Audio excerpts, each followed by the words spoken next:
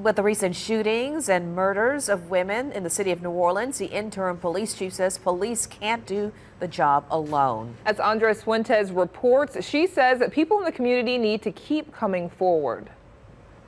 Interim NOPD Chief Michelle Woodfork says she's fed up. We will no longer allow you to gun down women and children in our streets. According to the Metropolitan Crime Commission, out of 101 homicides this year so far, 12 involved women between the ages of 14 and 57. In late April, 2 women were shot on the same day. One of them was killed in her car on Orleans Avenue, and the other was shot in her vehicle on Franklin Avenue.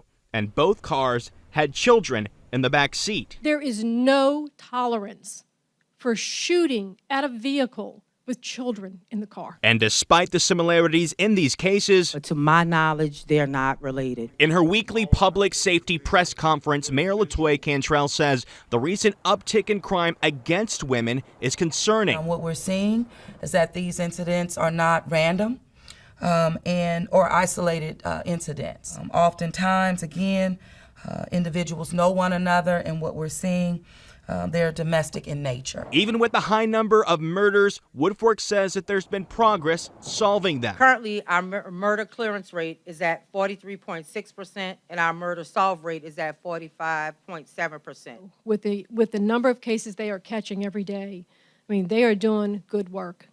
And they're doing a lot of heavy lifting to get to that good work. Woodfork says the police can't do their job alone. They need witnesses to continue stepping up and sharing any information they know.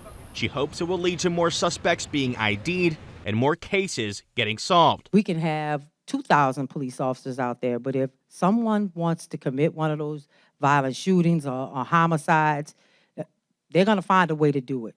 So it has to do with the mindset of the criminal element that is in our community that we are definitely going to weed out.